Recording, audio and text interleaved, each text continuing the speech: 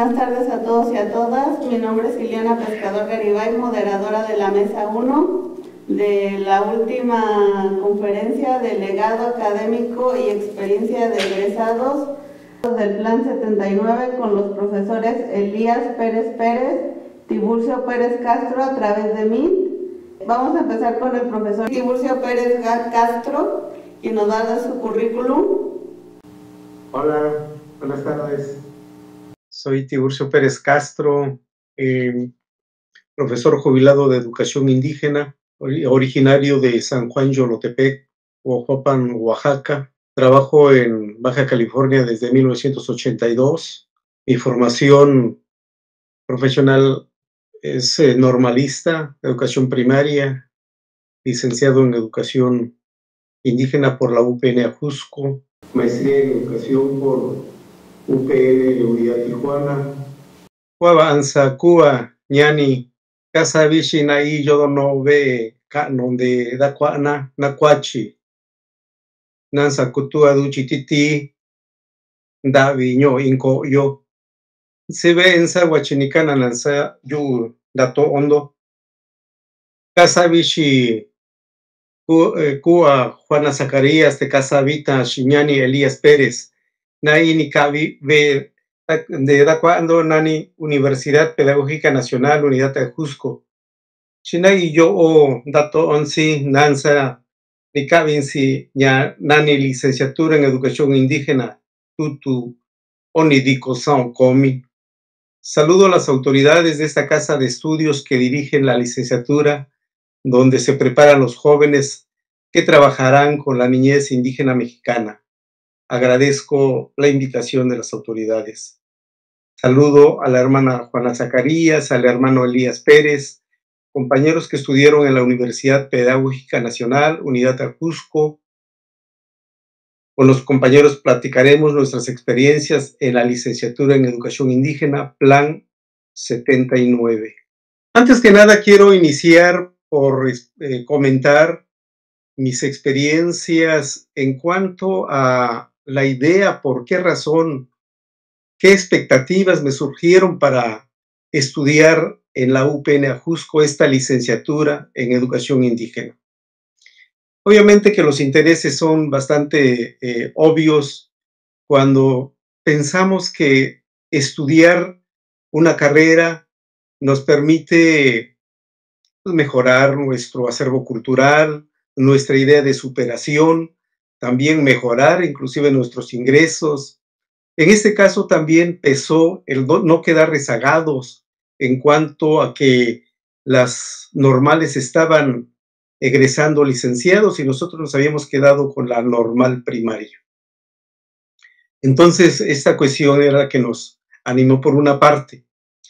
Pero también, al ser maestros en servicios, nuestras expectativas se centraban también en querer conocer nuevas formas de enseñanza, nuevas formas de metodologías en el trabajo. Y bueno, yo creo que en mi caso también un aspecto particular que pesó para que yo optara por estudiar la licenciatura en Educación Indígena fue el estar lejos de mi región. Trabajar a 3.500 kilómetros de Oaxaca, de la región mixteca, de donde yo soy originario.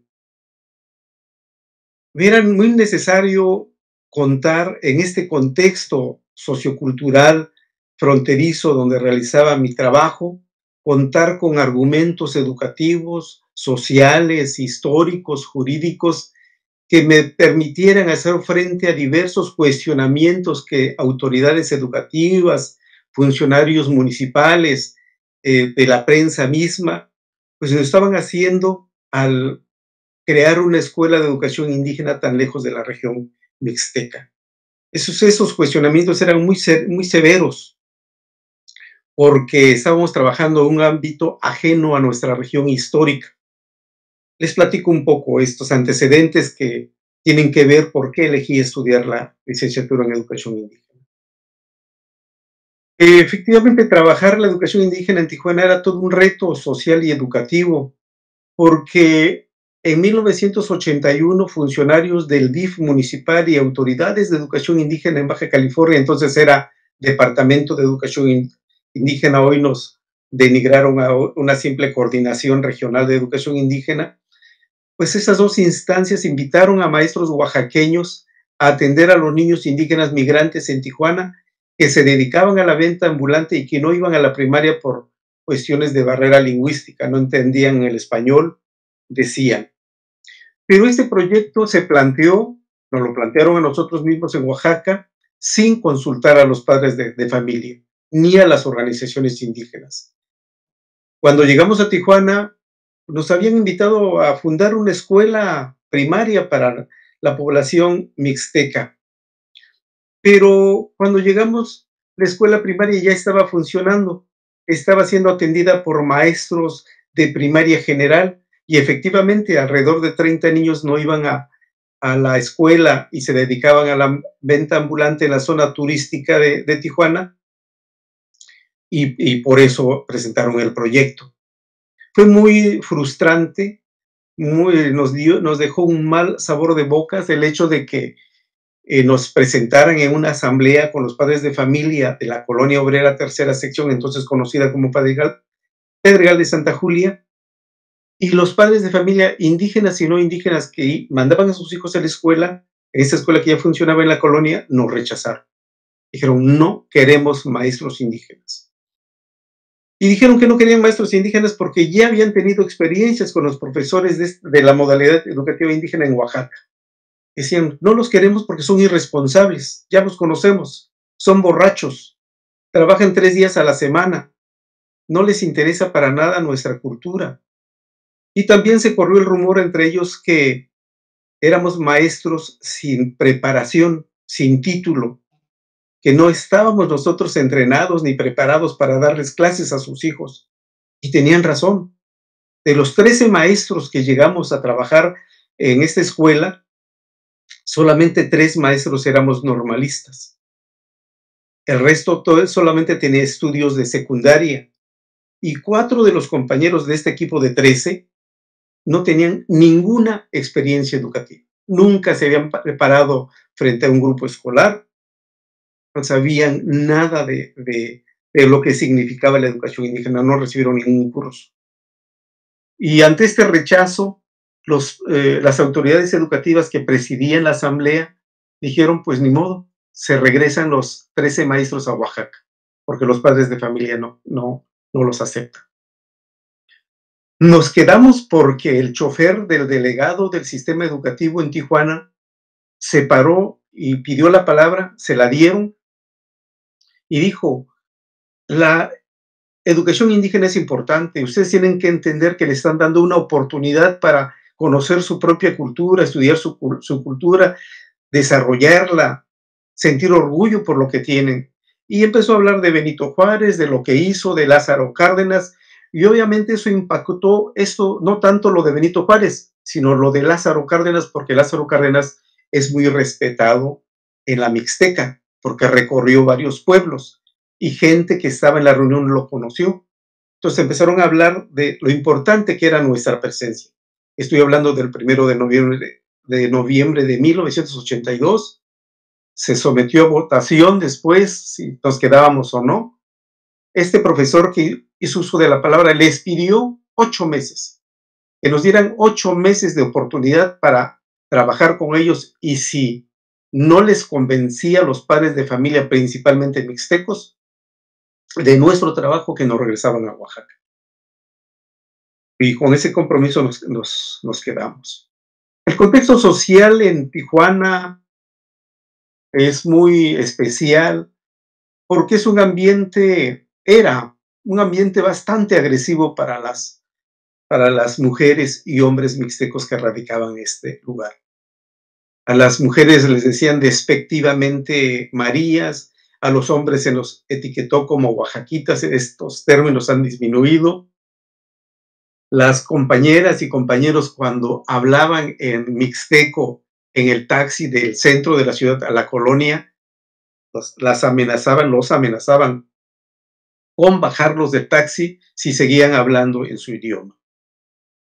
Había cierta prensa y radio que simpatizaba con la educación indígena, pero la mayor parte de la sociedad de a pie sí tenía un sentimiento de rechazo hacia la presencia.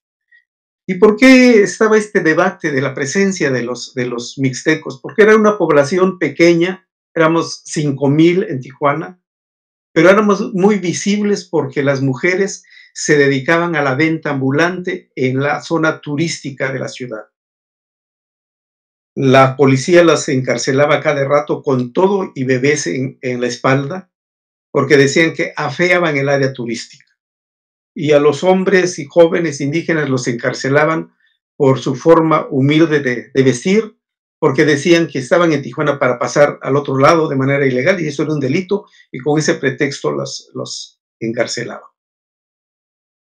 También la colonia tenía limitaciones de infraestructura, no había luz, agua, transporte público, ninguna tiendita, estábamos aislados, ningún servicio público. El 70% de la población indígena era analfabeta.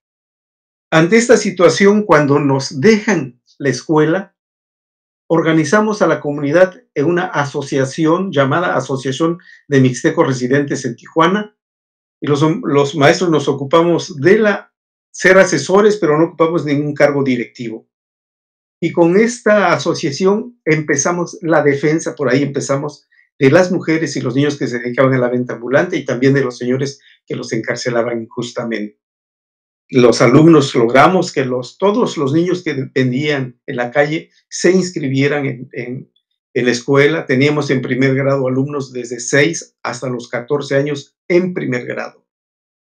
Ese trabajo nuestro con la comunidad obviamente impactó y realizamos plantones, marchas, protestas, denuncias en la televisión, en la radio, acerca de los atropellos en contra de la comunidad indígena y por eso las posiciones se dividieron en cuanto a si nos aceptaban o no.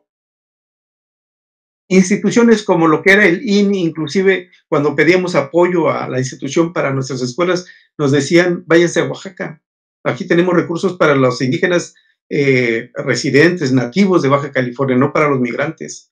Cuando íbamos a hacer gestiones en el municipio igual, es una escuela para indígenas, regresense a su pueblo, etcétera, en un ambiente muy adverso en que estamos trabajando. Y obviamente esto, como director de esta escuela primaria, a mí me significó muchos retos, principalmente en cuanto a mi formación. No era suficiente mi formación como profesor normalista. Y ahorita les explico por qué. Ante este panorama dije, estudio leyes. Quise estudiar leyes para enfrentar este reto. Quise estudiar en la Universidad Autónoma de Baja California y no me aceptaron porque yo no tenía preparatoria, tenía normal. Me puse a estudiar la normal, la preparatoria, perdón, abierta, aprobé 24 de 32 materias que era el plan y estaba yo cursando mi materia 25 cuando llegó la invitación de la Universidad Pedagógica Nacional a través del doctor Nicanor Rebolledo, que me citó en las instalaciones de UPN Ajusco, que trabajaban en un sótano, en una escuela primaria también, es otra historia esta. Y me animé justamente dije, la universidad me puede ofrecer conocimientos, me puede formar para enfrentar todo este reto que estoy viviendo en la frontera y que sí me agobiaba mucho. Me agobiaba mucho, me sentía que me faltaban elementos, que tenía que prepararme más para poder sacar adelante el proyecto de educación indígena en Tijuana. Y pues esta parte entonces fue muy importante. Yo creo que la licenciatura en educación indígena que estudié en la unidad Ajusco fue todo un momento, un punto de inflexión en mi vida profesional. Tengo la certeza que esta decisión ha sido para bien en diferentes aspectos de mi formación. Por ejemplo, la licenciatura fue importante para mí para entender las políticas indígenas y los movimientos indígenas desde una perspectiva académica. Es decir, los análisis que se hacían ya era citando a autores, a corrientes de pensamiento, etcétera. Ya tenía mayor argumentación el discurso. No quiero decir que fue nuevo esos temas para mí en la pedagógica. Ya los había trabajado principalmente en los talleres y reuniones de la Alianza Nacional de Profesionales Indígenas Bilingües, ANPIBAC, antes de que fuera APIBAC. En esos espacios ya se discutían estos términos de indio, indígena, mestizo, cultura nacional, cultura indígena, pero no con la profundidad y no de una manera más desmenuzada como yo lo estudié en la pedagogía. Yo creo que otro aspecto, y creo el más relevante de mi formación en la pedagógica, fue la parte metodológica. Fue toda una novedad para mí. Quiero decir que la mayoría de mis compañeros de generación no contábamos con estudios de media superior, ya lo he dicho. Nuestra formación era de profesores normalistas y al menos en mi caso, en los estudios de la normal, la cuestión metodológica fue muy básica, muy elemental y creo que hasta distorsionada. Quiero decir que hice la normal en la Escuela Normal del CENTE de la sección 22, en donde mi padrino de generación fue, fíjense ustedes, Carlos Jongitud Barrios. Y lo que estudié no tuvo mayor influencia en mi vida como profesor. Era yo profesor de segundo grado y maestro y director de una escuela primaria en la Mixteca Baja Oaxaqueña. Y esta precariedad en mi formación la viví de una manera amarga cuando presenté mi tesis de licenciatura. La tesis no la presentamos en la normal del CENTE, nos distribuyeron en las diferentes normales experimentales, regionales de Oaxaca, y me tocó en Tlapa, en Tlapa no, en Putla. En Putla hay una normal experimental, ahí me mandaron a hacer mi examen, y cuando los sinodales me preguntaron cuál era la metodología que había utilizado para realizar mi tesis, les contesté contundente y seguro: el método global de análisis estructural. Y los sinodales 2, 3 veces me preguntaron: te preguntamos sobre el método que usaste para hacer tu tesis. Digo, pues les estoy explicando el método global de análisis estructural. Creo que la misma pregunta se le habían hecho a mis demás compañeros, que algunos los hicieron regresarse 2 o 3 veces para que presentaran el mismo examen. Yo presenté una sola vez el examen y me pasaron por humanidad. Porque quiero decirles que sí trabajamos el método científico en la normal, pero nos dijeron, así los científicos hacen la ciencia. Se plantea un problema, las hipótesis, la experimentación, etcétera, y así se hace. Pues sí, tomamos nota, así trabajan los científicos, los investigadores, pero nosotros éramos maestros, éramos docentes, no éramos científicos ni investigadores y por lo tanto, pues era una información nada más que era parte de lo que teníamos que saber para explicarle a los alumnos, pero no para usar nosotros la metodología. Después, cuando yo llegué a la UPN y empecé a conocer la cuestión de la metodología, pues eso fue un alumbramiento en cuanto a mis conocimientos, fue una luz que me arrojó a mí para conocer qué era la metodología y para qué servía. Fue bastante interesante, emocionante. Yo viví, disfruté esta parte del conocimiento de cómo hacer una investigación en la UPN. Yo estaba feliz con esta asignatura. Pero ¿cómo había que usar la metodología en el trabajo cotidiano, en nuestro trabajo? Y la prueba de fuego llegó. En noviembre de 1900, al modo, los estudiantes de la licenciatura en Educación Indígena en UPN de Ajusco les pedimos a nuestros maestros que nos dieran 8 días para irnos a nuestros pueblos para el festejo del Día de Muertos. Y les dijimos una serie de argumentos, que la cultura, que las tradiciones, que nosotros tenemos que estar cerca de nuestros pueblos. Y nos fuimos una semana completa, 8 días, a las festividades.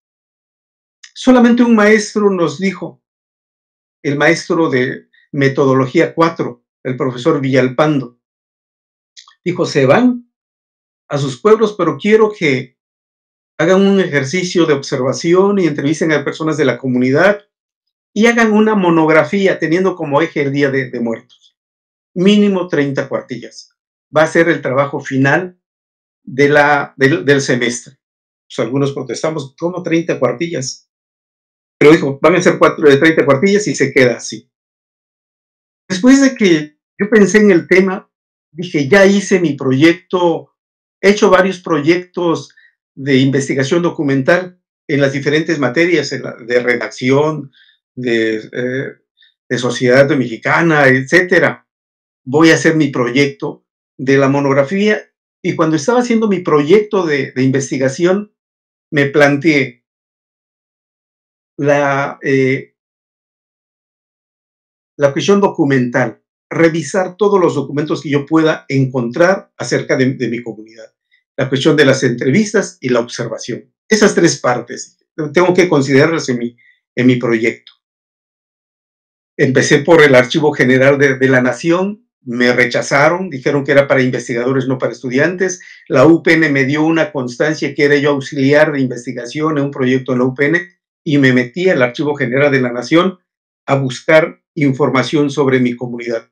Increíble lo que encontré sobre mi pueblo, cosas que no conocíamos. Pero también una sorpresa que me llevé en ese momento es de que mientras nosotros estamos haciendo fila para fotocopiar lo que encontrábamos ahí, era una fila larga, un señor estaba escaneando los archivos. Por primera vez conocí una especie de laptop, estoy hablando del 90. Yo no conocía ni la computadora, no conocíamos esas herramientas, pero fue muy, muy importante ir al archivo del Estado, ir al archivo de mi pueblo, los archivos de la agencia municipal, de la telesecundaria, de la primaria, de bienes comunales, a ir recabando información. Y obviamente enriquecedor platicar con la gente mayor del pueblo, unas 10 entrevistas que hice para el trabajo. Cuando regresé, obviamente ocupé diciembre para las entrevistas. Cuando termino el trabajo, son 180 cuartillas de la monografía de Víctor. ¿Cuáles 30 cuartillas? El profesor Villalpando me dijo, oye, hiciste una tesis, no un trabajo del semestre. Pues esto me resultó. Y narro este episodio porque fue muy importante para mí llevar a la práctica lo que estábamos llevando en el salón. Esto es que no había que interesarse solamente por la calificación del semestre, sino sobre todo entrenarnos en la cuestión del uso de la metodología, de la investigación, pero lo más importante, construir conocimientos que tengan que ver con nuestra comunidad. Mis paisanos que trabajaban entonces en Vista, California, y en San José, California, conocieron el documento porque solamente hice 5 impresiones, fotocopias y engargolados para mi pueblo, para las autoridades. Conocieron ellos ese documento en el pueblo, dijeron tienes que imprimirlo. Y reunieron unos fondos y se hizo una impresión doméstica, digamos, no muy en forma, pero sí un buen encuadernado que entregamos nosotros al pueblo. Les voy a presentar este documento. Este es el documento que los compañeros de San José, California y Vista apoyaron en su impresión, como digo, casi casera la impresión. Pues conocer la metodología de investigación que se refiere a orientaciones teóricas, método de trabajo, las técnicas, instrumentos para obtener información y cómo estos aspectos, métodos y referentes teóricos nos ayudan a entender y a interpretar nuestra realidad fueron muy importantes en mi vida académica en el tiempo que estuve estudiando la licenciatura en educación indígena en Ajusco y que me facilitaron enormemente llevar las diferentes materias con mayor tranquilidad, sin mayor agobio, sin mayor estrés, porque tenía yo las herramientas para estudiar, para hacer síntesis, fichas de trabajo, fichas bibliográficas y que me pudieran ayudar en mi labor como estudiante. Pero no solamente eso, sino me facilitó mucho elaborar mi tesis de la licenciatura. De tal manera que a los 6 meses de haber terminado la licenciatura en Educación Indígena en UPN, ya estaba yo presentando, mi tesis de la licenciatura en Ajusco. Comparto esto porque significa de mucha importancia para mí esta vinculación académica, técnica, con la investigación y que la investigación no sea solamente como un requisito, sino que cumpla una función social. Pero también otro aspecto importante que cambió mi vida profesional fue en el aspecto pedagógico. Antes de llegar a la universidad, yo era un docente y directivo que estaba preocupado por los métodos de enseñanza, cómo enseñar español, matemáticas, la lengua indígena ni la tocábamos siquiera porque la presión era mucha en nuestro contexto. Pero cómo hacer que el rendimiento escolar fuera importante. Cuando llego a la UPN me tocó con pared porque no eran métodos de enseñanza. Era reflexionar primeramente por qué y para qué había que trabajar. Eso es un punto que me cambió a mí mi forma de cómo trabajar. ¿Cuáles eran las razones para estar haciendo lo que estábamos haciendo en la aula? Pero no solamente eso, sino también la cuestión de la organización escolar. Yo como director de primaria, tanto en Oaxaca como en Tijuana, era un director vertical.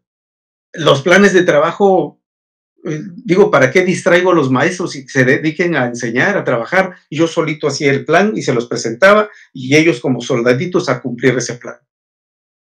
La UPN me enseñó el trabajo colectivo, que el trabajo colectivo es una recuperación de nuestras formas de vida y trabajo en las comunidades.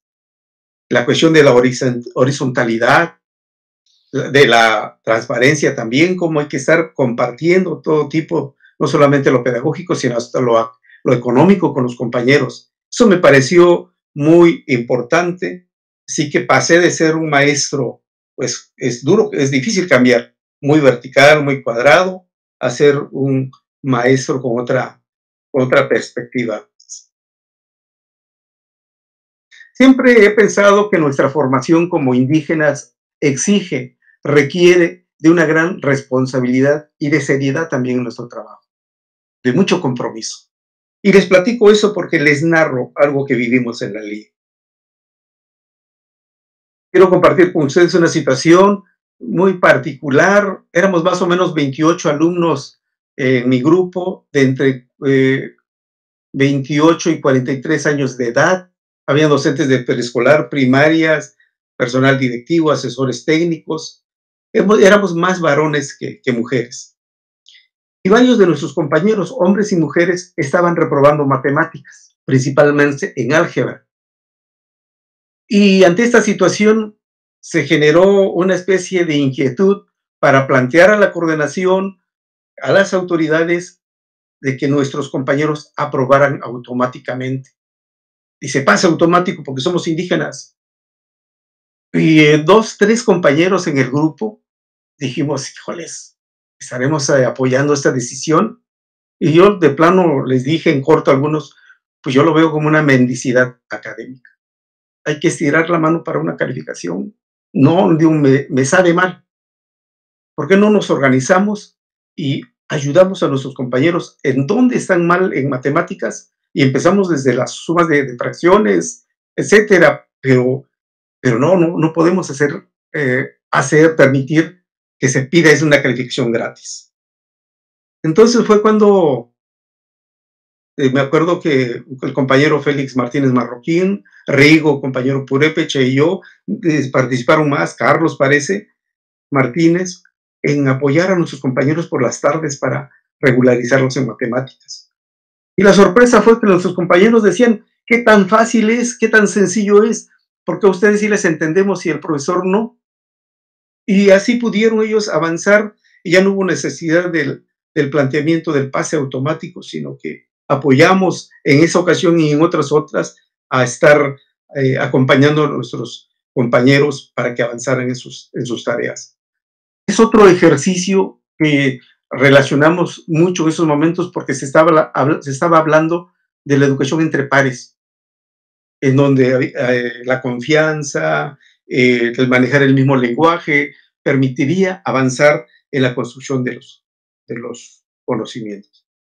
Esta limitación académica que llevamos es justamente por nuestras limitaciones en nuestra formación en las matemáticas, principalmente por nuestra formación de maestros normalistas. Y ahora veo que, a diferencia de la ley 1979, veo que las materias han cambiado. Por ejemplo, en el plan 79, en el primer semestre, ¿qué materias vimos? Historia de las ideas. Recuerdo que nos mandaban a Grecia, ahí a Mesopotamia, ahí con la guerra de Troya, con los helénicos, ahí me acuerdo muy bien. Y hacíamos unos viajes distantes. Y después veíamos sociedad mexicana, las políticas educativas, redacción e investigación, matemáticas 1.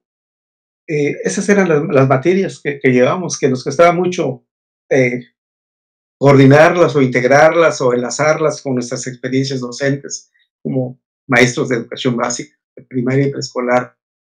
Pero veo ahora con agrado que el Plan 2011, por ejemplo, es más cercano a lo que nosotros estudiamos. ¿Qué materias llevan? Uso y reflexión sobre las lenguas indígenas, procesos educativos comunitarios, muy cercano a nosotros. Aprender y enseñar en la escuela, digamos, pasado con los ojos cerrados. Los movimientos sociales indígenas en el desarrollo histórico de México. Dinámica social de las lenguas indígenas, hombre. Entonces, ahora hay una fuerte carga de contenidos hacia la educación social e indígena, mientras que nosotros empezamos por cuestiones más universales.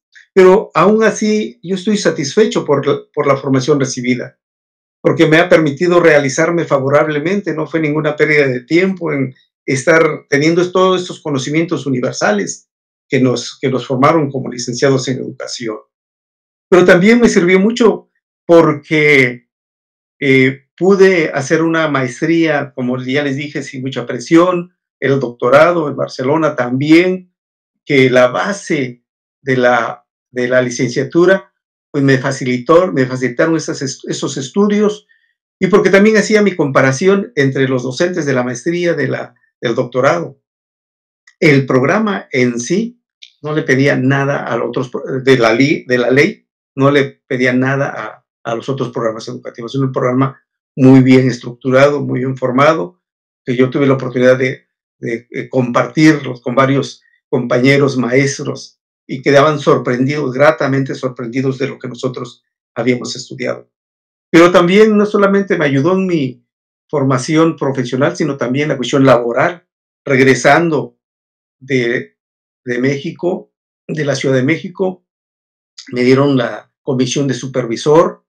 Otros compañeros no tuvieron esa fortuna, se fueron como maestros, como ATPs en lugares aislados y no se supo aprovechar este potencial académico que llevaba. Yo tuve la oportunidad de ser supervisor escolar, y esto me permitió también encontrar una dinámica muy importante, principalmente con los compañeros de San Quintín, del Valle de San Quintín, en Baja California, donde estuve trabajando, porque estaban ávidos de saber, de conocimientos, de actualizaciones, etcétera, y entonces yo les compartía lecturas y demás, y muy, muy interesante ver ese rostro de felicidad cuando trabajamos aspectos que tenían que ver con nuestro quehacer como profesores de educación indígena. Entonces regresé con un bagaje académico, cultural, metodológico, que me permitió ya entablar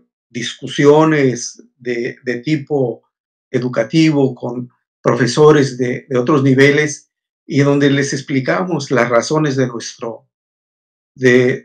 nuestra modalidad. de la educación indígena. No faltan funcionarios que nos han convencido. Yo recuerdo que un funcionario educativo de primer nivel me dijo: Tiburcio, si ustedes sufren discriminación social, racial, que estén aislados ahí porque son indígenas, dejen de ser indígenas y automáticamente todo va a desaparecer. Ya le platiqué las historias de los pueblos que olvidaron su lengua, varios olvidaron su cultura y viven en la misma situación de marginación social que los que todavía conservamos nuestra lengua y nuestra cultura. Pero sobre todo le dije eso de la cuestión de la identidad, porque me está diciendo, se sienten indígenas, dejen de sentirse indígenas.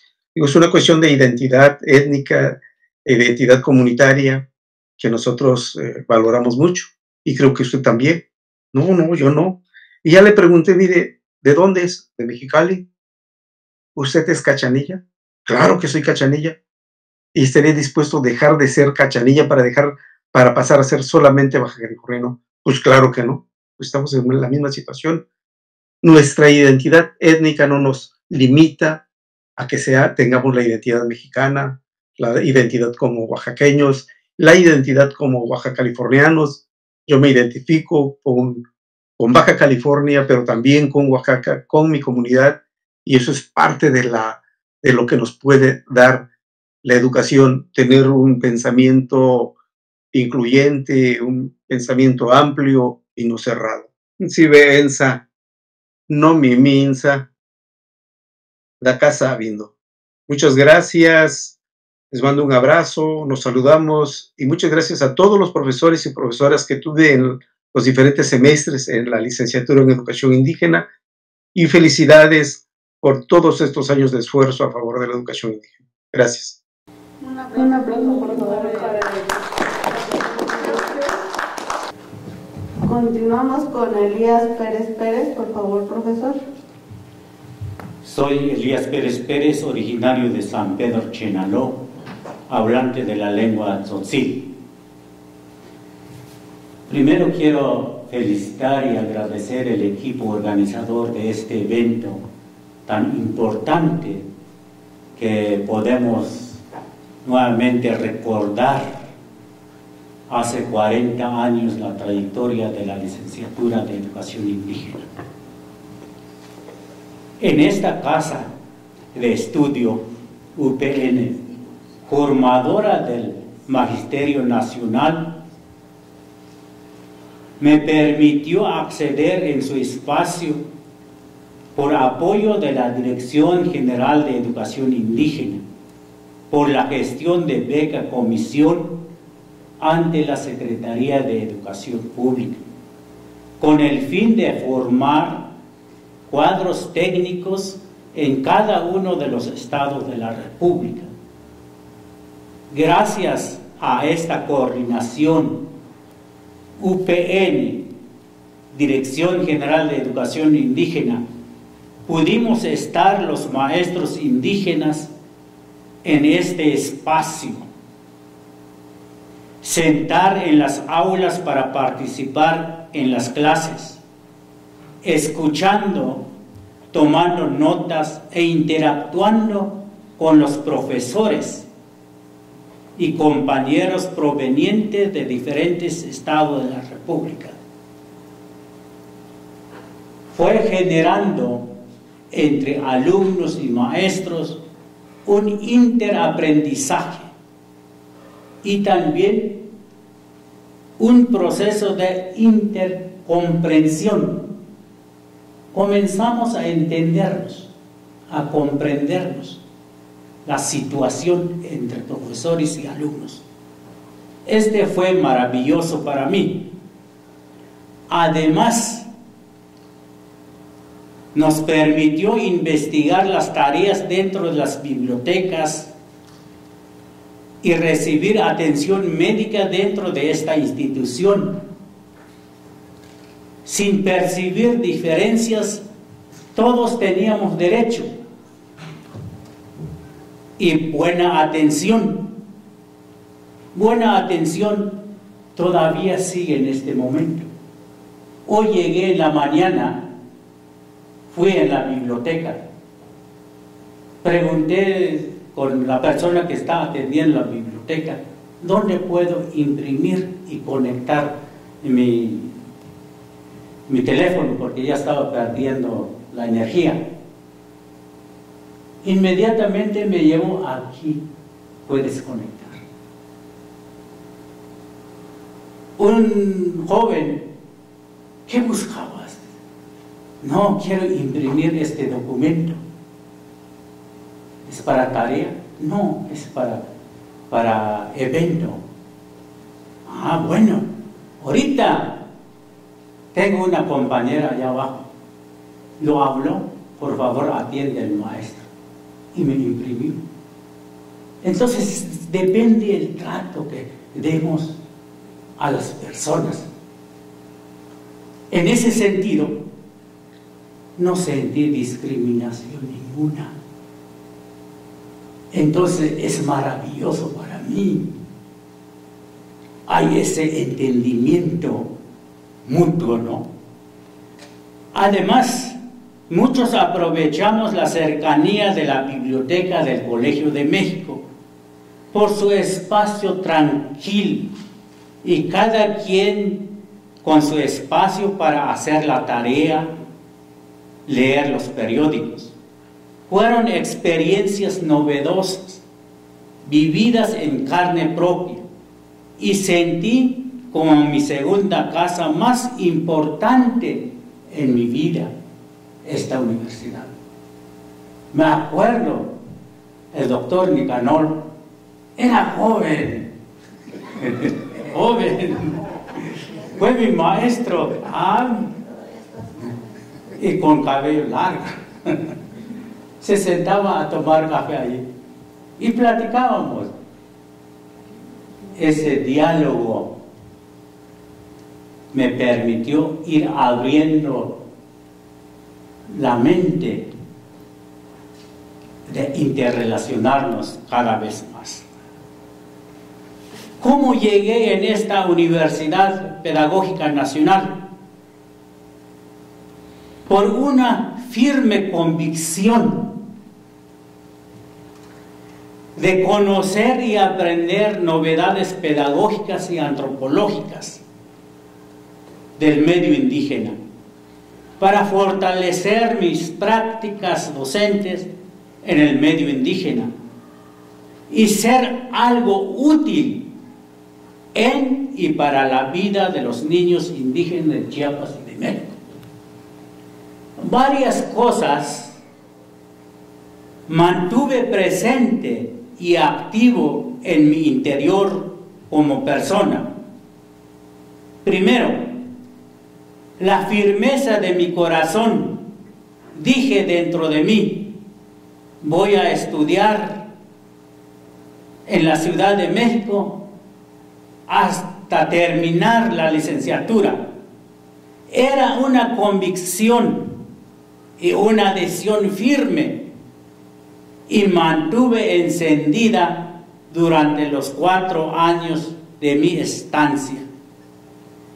Siempre mi mente fue abierta y oído atento para oír y captar y procesar nuevos conocimientos, y mis ojos dispuestos a la lectura,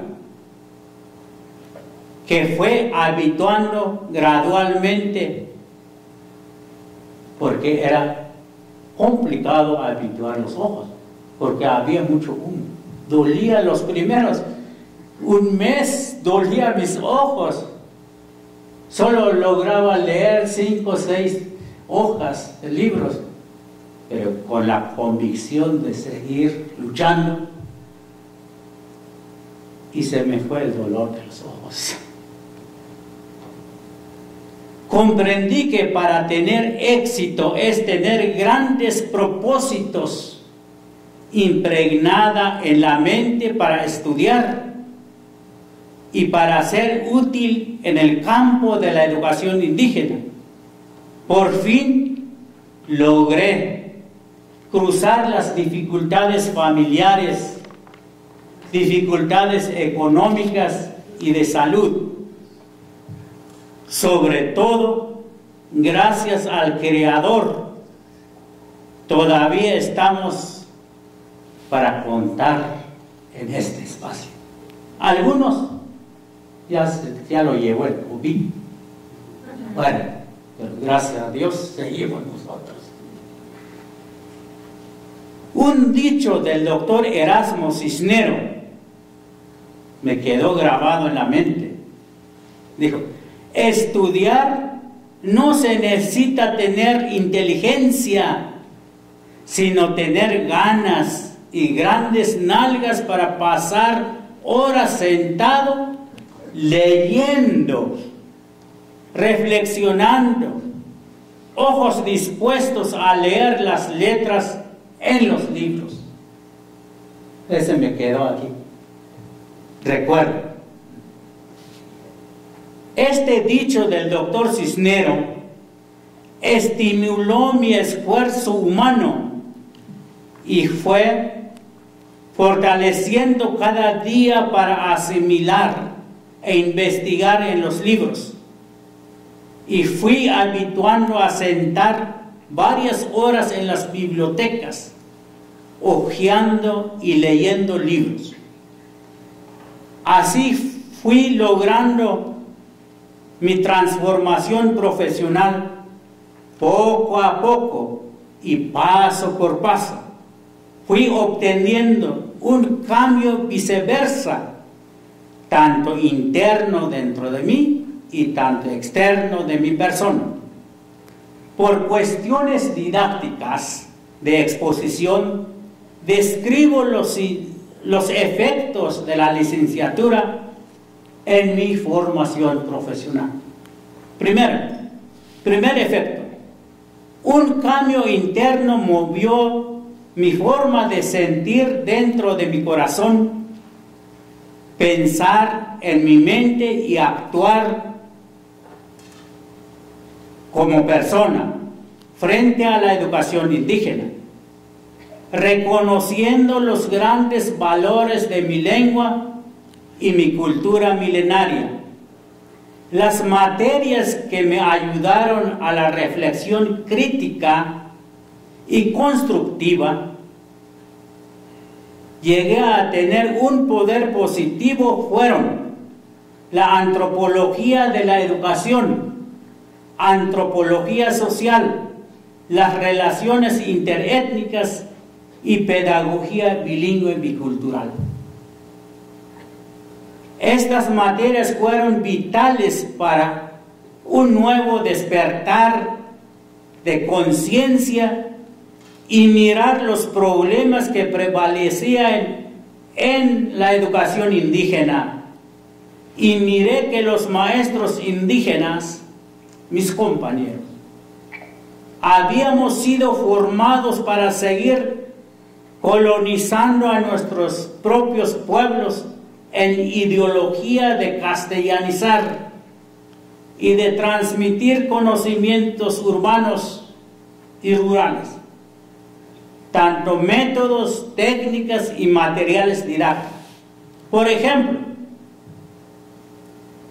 usábamos frijol y maíz para contar y hacer suma y resta dentro del salón de clase, cuando era yo profesor allá, en mi tierra. Aquí en la licenciatura abrió mis ojos, abrió mi mente, que estaba jugando los alimentos básicos. Porque la concepción de mis padres, maíz y frijol, son sagrados. No se puede jugar, llevar en el salón para contar. No. Y me reflexionó que era un maestro que estaba deshonorando la concepción sagrada, y nuestra lengua y cultura también estamos perdiendo la riqueza de nuestra cultura. gracias al programa de la licenciatura en educación indígena, logré apreciar el valor de la cosmovisión de la propia lengua y cultura de mi pueblo en los procesos educativos en el medio indígena. Porque antes de venir en esta universidad, era maestro de educación preescolar, utilizando el programa de castellanización con el programa Mauricio Suárez y manual español oral para los hablantes indígenas. Estando aquí en la universidad y en la licenciatura, descubrí que estaba mutilando el corazón y la mente de los niños indígenas por enseñar lo que no entendía y frenaba el desarrollo del habla y la creatividad de los niños y niñas indígenas de pensar e imaginar su mundo de vivencia cotidiana. Entonces me di cuenta que no estaba favoreciendo el derecho de una sana educación para su desarrollo armónico con su contexto lingüístico y cultural. Segundo efecto, un cambio externo radicó en mí, un cambio paulatino en la expresión verbal,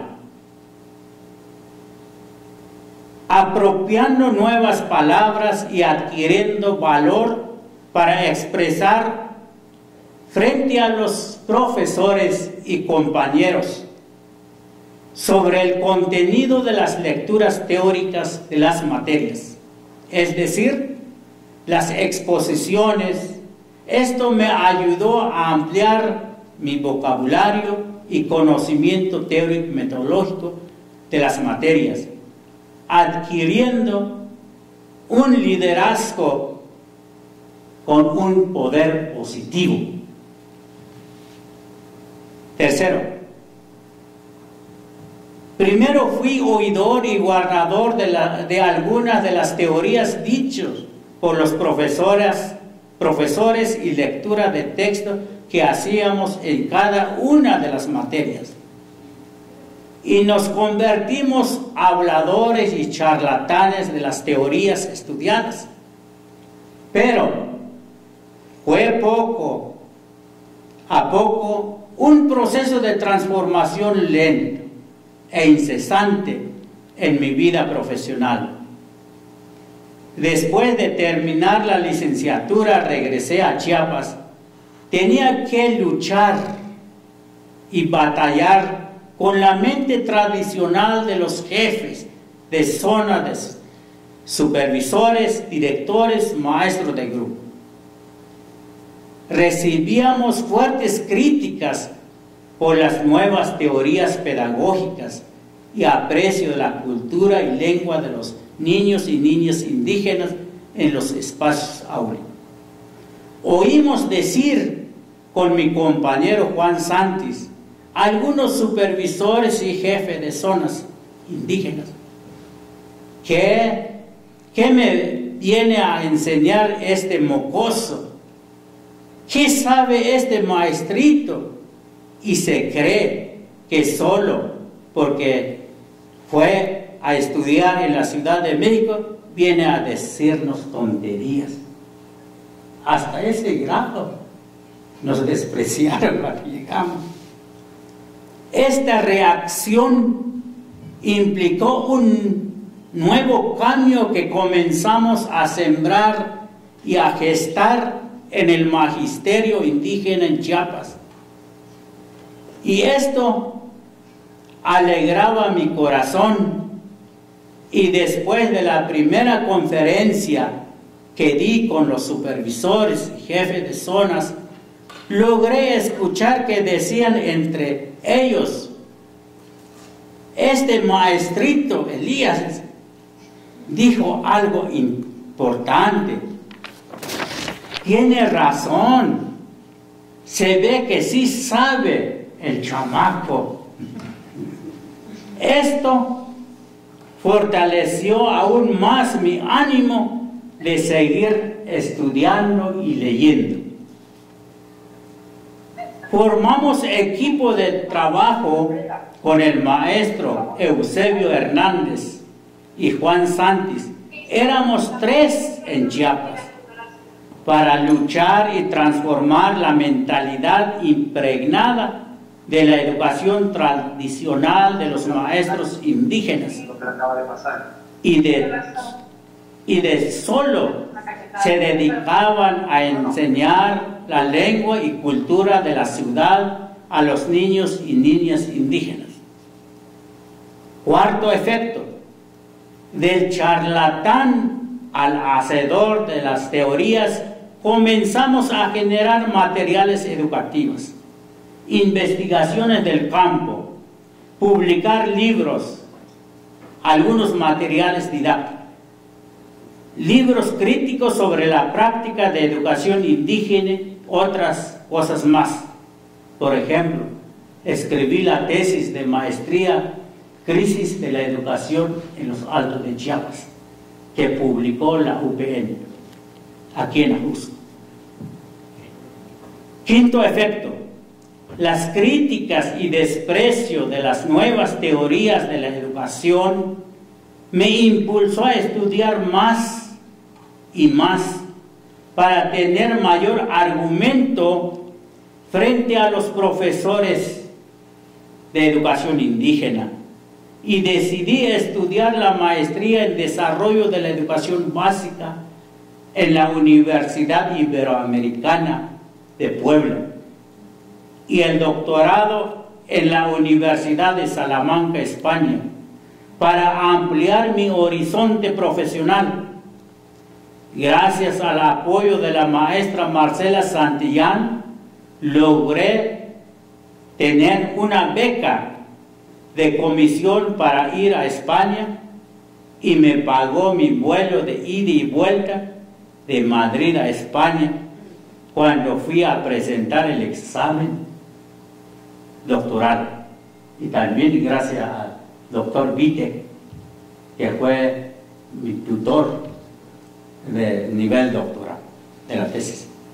Sexto efecto, ahora consideramos de vital importancia de sacar la escuela a la comunidad y pedagogizar la actividad comunitaria, trabajando la sintáctica de la cultura pedagógica indígena, utilizando el método inductivo intercultural. Denominamos milpas educativas. Ahora estoy participando en un proyecto con ACID y CIESAS, UPN, leo y comprendo el mundo desde la milpa educativa. Y seguimos vivos en la acción, transformando la educación indígena desde nuestras trincheras. Ahora, es importante que continúe